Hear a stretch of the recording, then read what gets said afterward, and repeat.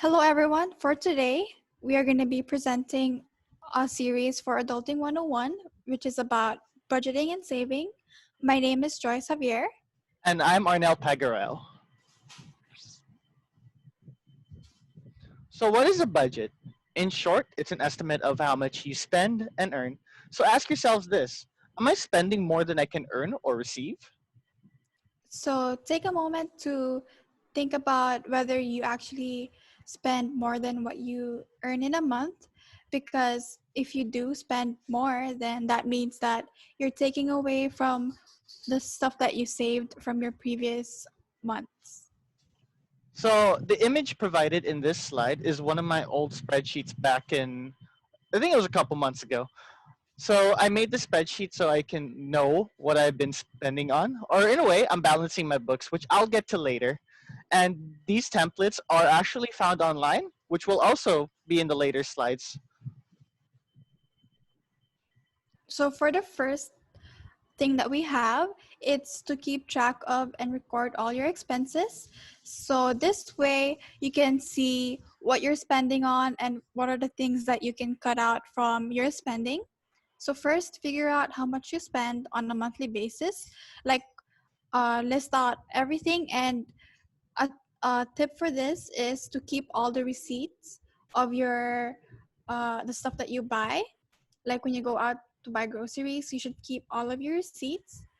And to make this easier for yourself, make it into different categories such as utilities, housing or rent, transportation. You can include gas for this one, personal care, food, your debt, and more. All right, in the next slide, I'll be talking about three apps. The one on top is PayPal, middle, Personal Capital, and the third one is Mint. So, what do these apps do? So, PayPal records your purchases, transfers money easily. It gives you a monthly statement of what you've been sending or spending, and you can link your bank account or card. And these three apps do that in common. So the reason why we chose PayPal is that because everything is online nowadays, and to make things more convenient, PayPal's like your good middleman that can help you transfer money, and it's relatively easy to sign up for. Personal Capital and Mint are basically your budget buddies. They can help you pay your bills on time because they have really good reminder features. It's good for they also have good protection as well. Both apps have anti-screenshot protection, so in case somebody steals your phone and tries to screenshot your important data, both Mint and Capital prevents that from happening. Personal Capital is more detailed compared to Mint because Personal Capital also records your spending throughout an entire year. So in order to create that net worth that you all have, so your net worth is basically how much you are how much do you have, how much money do you have after spending on the things you need to buy. So we recommend for you guys to take a look at these apps and try them out because they're all free, and see which one works best for you.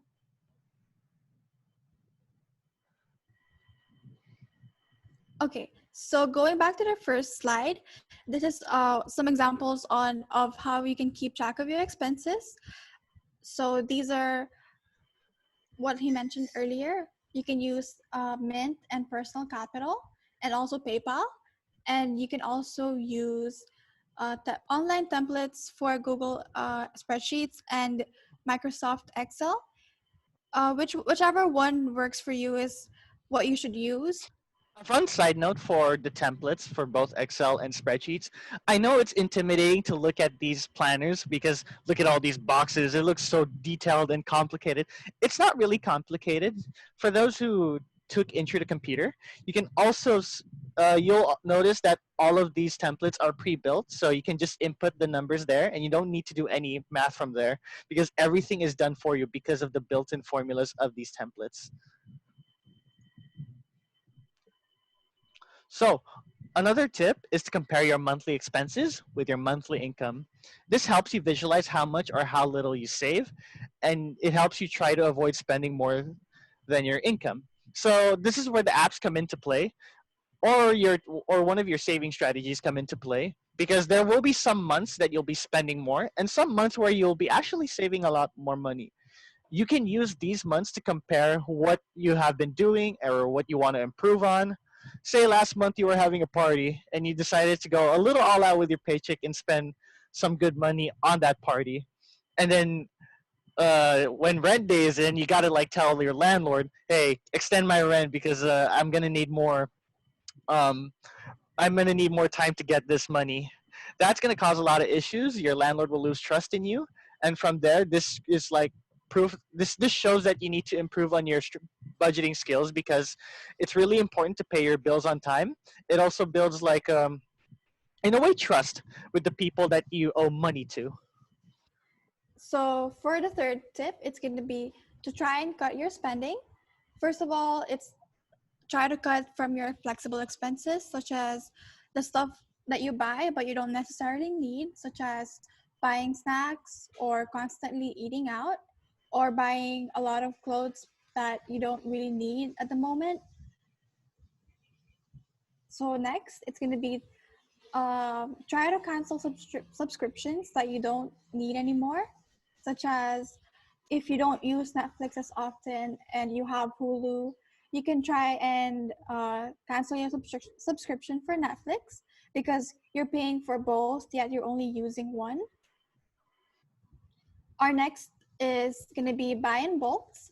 So one of the ways you can do that is visit Costco and buy in bulks there, or you can also in regular stores you can save more by buying in bulks rather than buying in individual separate containers. And next, so we recommend that you cook food at home because you'll be able to spend less for individual meals, because you're all going to be eating the same rather than going out and buying different meals for every single person. And also, we recommend that you should try inferior goods or cheaper brands. So let's say when it comes to snacks, there's a type of snack that is cheaper than the other. You could try and opt for the cheaper one to save you a few cents, and it still matters because you can also integrate this behavior into other parts of your spending habits. And lastly, it's to wait for Black Friday and holiday sales. Let's say you want to spend on something that's a bit more expensive, such as a new laptop or a phone. You should try and wait for Black Friday sales because this is a good opportunity to save a lot on these things. So on the next slide, these are some sample photos from local stores here. I went to Jotun, and at the time, I actually came at a great time. There was some sales on certain popcorn, snacks, and coming back to Joyce's main points is buying in bulk. Say this Irish Spring 8-piece. Normally, a single piece of Irish Spring soap is $1, but by buying the 8-piece, you can save about $1.30. Another good example of these are for those who go to Costco.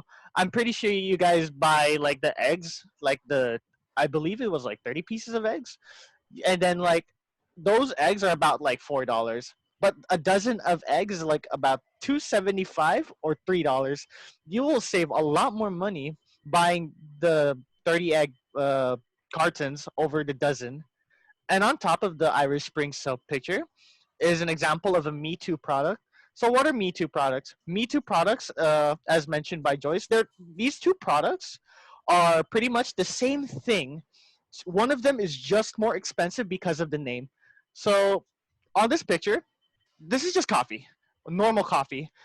One of them on the left side is like $1.39, and the other one is like 99 cents. But the key thing is that they're both coffee and they do the same thing. Unless the coffee's made out of gold, then I can't complain. Another good example of Me Too products is Pocky. So in Japan, there's a popular snack called Pocky. It's like those chocolate sticks, and it's about $2 here on island. But another kind of chocolate stick, Pepero, is $1. So you can buy two Peperos for just another dollar rather than buying one Pocky for two. So keep those in mind as well. So for our fourth tip, which is set a spending budget. So like you can use to do this, you can utilize the previous apps that we mentioned, such as Mint. And in the right, you can see an example of how you can do that. So here you can see that it gives you a limit on how much you can spend on certain things, such as food, groceries, your gas. And this will help you visualize if you went over or if you're almost about to go over your budget so that you can stop yourself from buying more of that. And next is to set your goals and priorities. So think about, for this, you need to think about what you want to do for your future, such as buying cars or buying a car or buying a house. You want to do this because you want to focus on the things that you want to save up for in the future rather than uh, indulging on the things that you can get now, such as buying small things and not saving up enough for the future. So, with all that money you've been saving, where do we put it? So, the best answer is banks. Uh, in Saipan, we have a lot of local banks to choose from: Bank of Guam, First Hawaiian Bank, Bank of Hawaii, Bank of Saipan. And opening up a savings account is free, like absolutely free. And from there, it's pretty much safer to keep your money in a bank than to your person. You'll never know what's gonna happen. And another good thing is that every month they're going to give you a statement of of what's happening in your savings. Maybe you borrowed $100 in your bank account, or maybe you decided to add more money in your bank by depositing a paycheck there. The bank will give you a statement to see those changes. And as mentioned before, you'll never know what life will throw at you. So in case of emergencies, have an emergency fund. You lose a job, you need medicine, or having a flat tire. These are inconveniences that cannot be helped. So by having an emergency fund, you can be ready for these instances. I'm telling you now, dealing a flat tire in the road is not fun. Okay, so for our last point, we want to tell you that if there's stuff in your house that you don't need and don't use anymore, then maybe you should consider selling them in Facebook websites or Facebook pages and make money from it. So let's say you have clothes that you no longer wear, or you have furniture that is kind of old, and you got a new one, then you can sell these things, go on these pages, and try to make some money off of it.